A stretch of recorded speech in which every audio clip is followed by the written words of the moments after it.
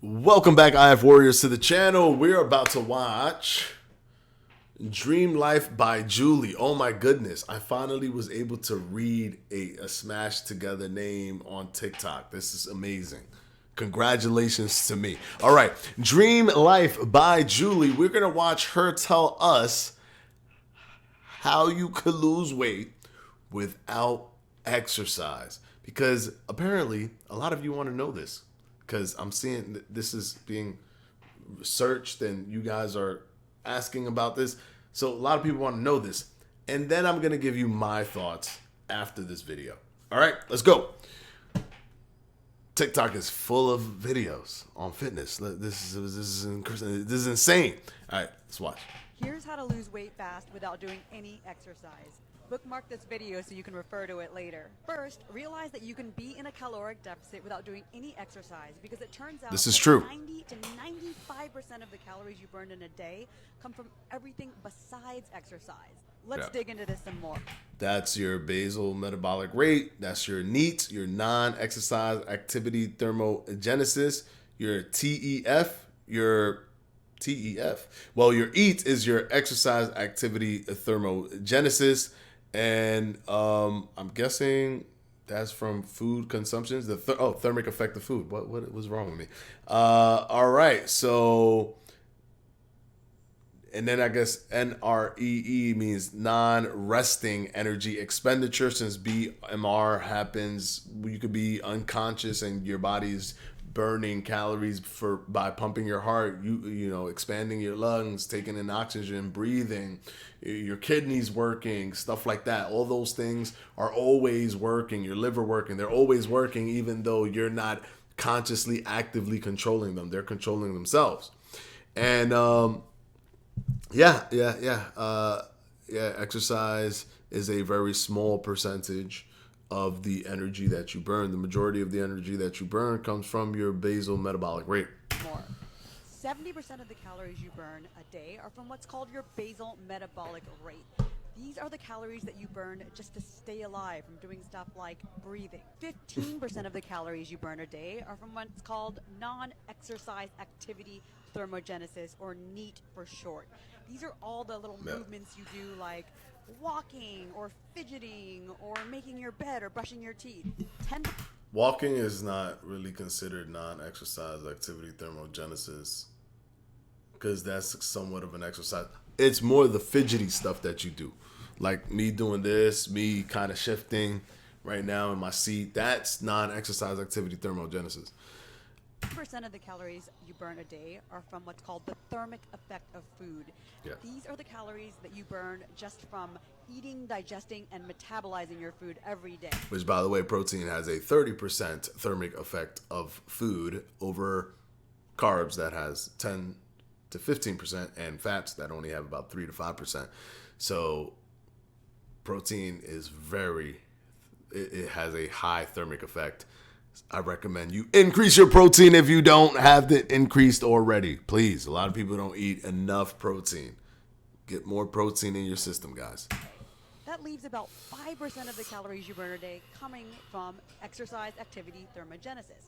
Now, this may be higher if you're really fit and work out a long time, but most of us will burn 5 to 10% of the calories a day from exercise if we do exercise. Now, let's go back to the basal metabolic rate.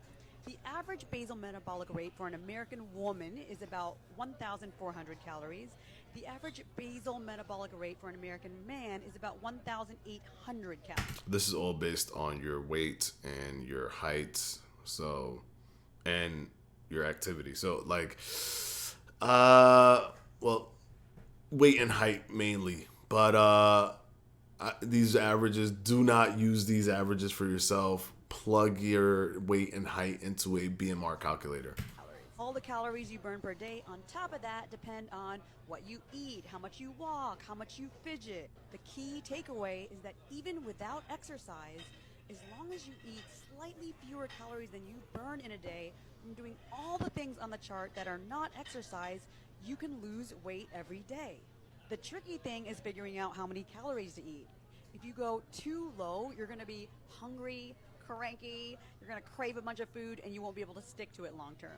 If If you go too high, then you won't be in a deficit and you won't be losing any weight. What you need to just figure out over time is just what I call this calorie sweet spot. It's just low enough calories that you're losing around 1/4 pound a week to maybe 2 pounds a week, depending on how much weight you have to lose. But it's enough calories that you feel energetic, you don't feel hungry, cranky, or tired. If you're losing weight, but you notice that you are hungry, cranky, and tired, then try adding 100 calories a day for a 1 week at a time until you get to that point where you're in that calorie sweet spot. If you're not losing any weight at all, try reducing your calories by 100 calories 1 week at a time, and then until you reach that point where you start to see the scale move. If you want to work with me one-on-one, I will write a customized meal plan that will help you figure out your calorie sweet spot and tell you exactly what to eat without having to do any cooking or meal prepping. To get started, just fill out the contact form on my website. Okay, all right. So, yeah, basically the stuff that she says makes sense to a degree when you're looking at it on a per day basis. So, yeah, technically you can lose weight without exercising. Of course you can, because it's all just based on your net negative energy, your net energy balance, right? And if you're in a net negative energy balance, and by that I mean a caloric deficit, right? So that's what matters the most.